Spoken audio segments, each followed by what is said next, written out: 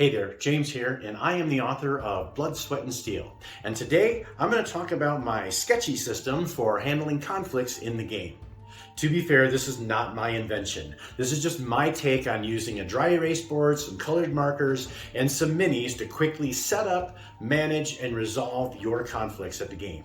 This system is also great for largely improvised games where the GM doesn't plan too far out ahead, or when they need to quickly whip up a scenario on the fly.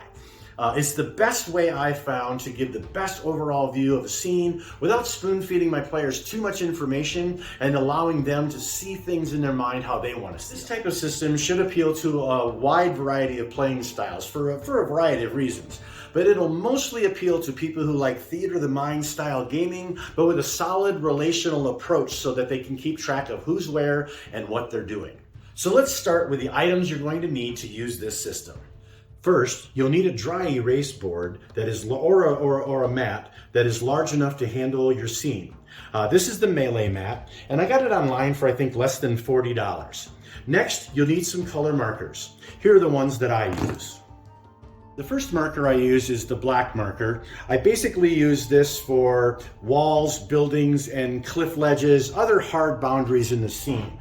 So I'll put this here, and this is for boundaries. Blue is going to be used for things like objects, large objects that the people can interact with in the scene. So we'll just call this one objects.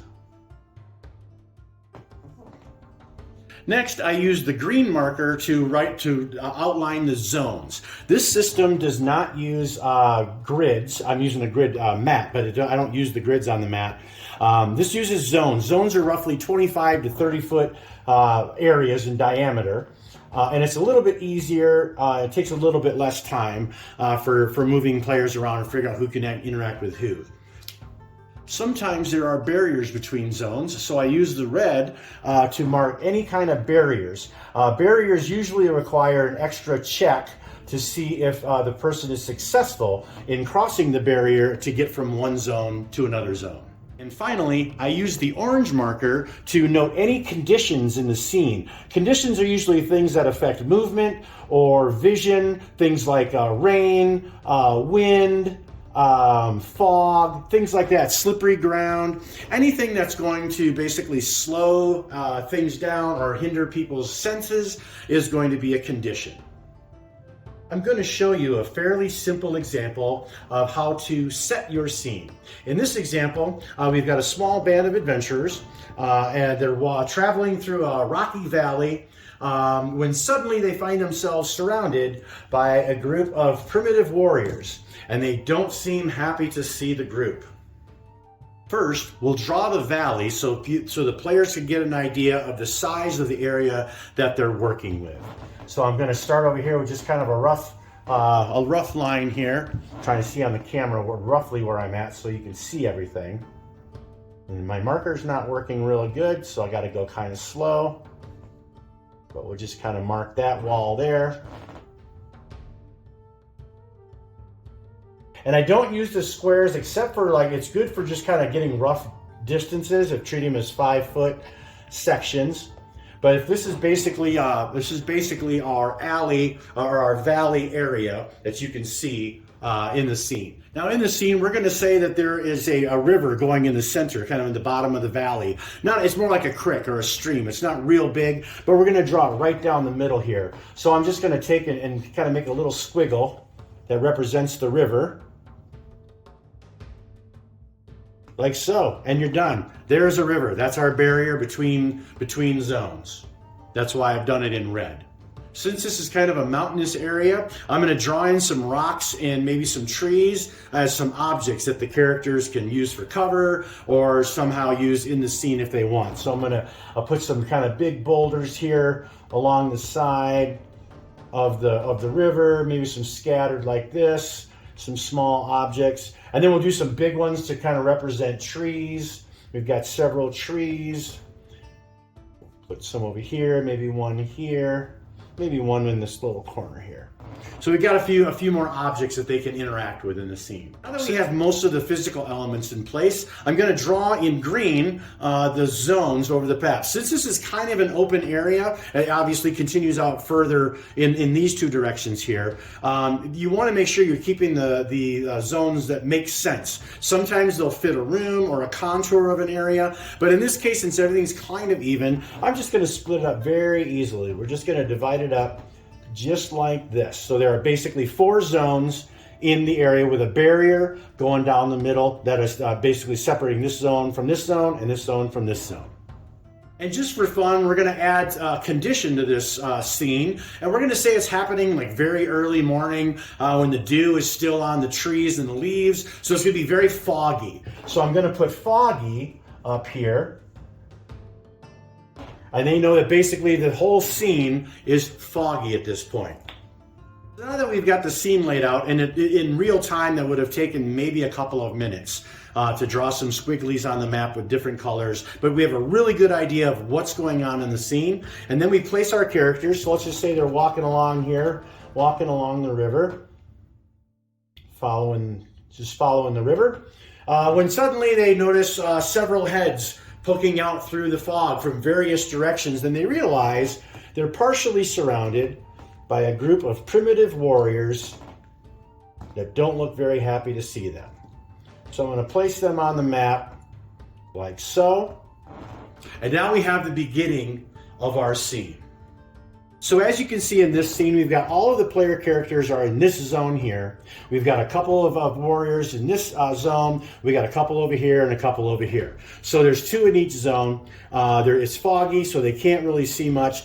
In a zone-based situation, you can attack anybody, melee attack anybody in your zone without penalty. In this opening scene, nobody is in their zone, so they would have to move to a zone or wait till someone enters their zone before they could really attack. You can move one zone and attack if you like. So, for example, this barbarian here could rush forward and declare that he's attacking that guy there, but he would get a -1 to his action. You can move one zone and still attack someone, but you can't. But you get a -1 to your action. There's a barrier here, so if this person wanted to move a zone and attack, they could do that as well. But they would also have to probably make an agility check to navigate the river. In most cases, when I'm playing the game, I'll put the relative difficulty. So maybe this one's just a -1. I'll just jot down a -1 so they know what the difficulty is to cross the stream. So that's how the melee would work. They have to be in the same zone, then you can basically declare that you're attacking anyone in the zone, or you can move one zone and still attack, but at a -1 penalty.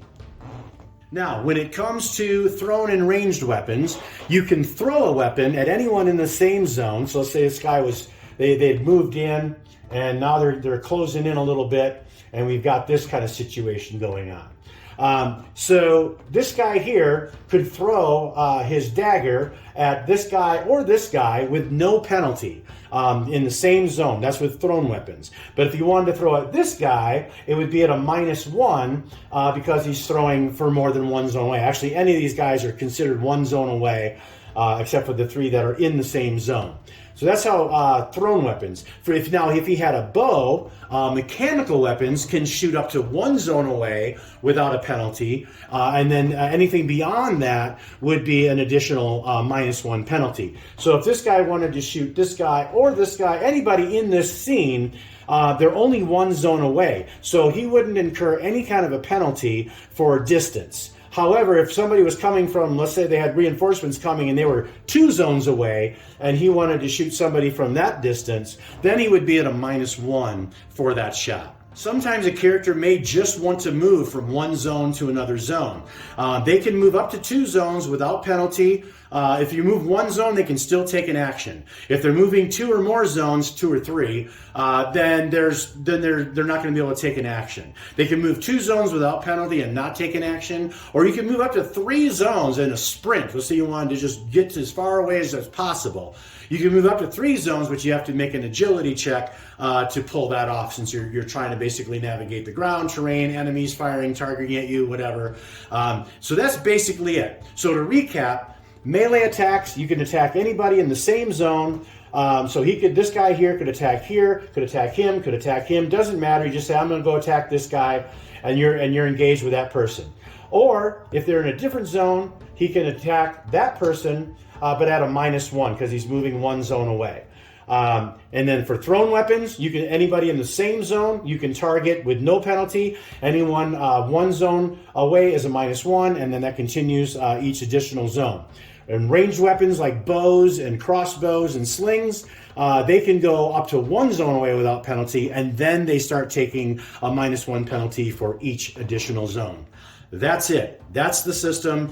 They can interact with the objects. Remember, the barriers usually require some kind of an agility check or some kind of a check to navigate that obstacle. Don't forget that you have conditions, and it's nice to write them on the map so then you don't forget. It's always there to remind you that the ground is slippery or that it's foggy, whatever the condition is, and that helps the players better visualize things and make their decisions based on those conditions. So as you can see, this is a pretty quick and easy way to give the players as much information as possible, spending as little time as possible, and getting into the conflict and being able to resolve it quickly and in a way that still allows the players to flex their imaginations and see things the way they want to see them instead of relying on a map to tell them where everything's at. Now, don't get me wrong. I love and I use full-blown, fully detailed maps in my games when I can. They're beautiful. It does save a lot of time in describing things.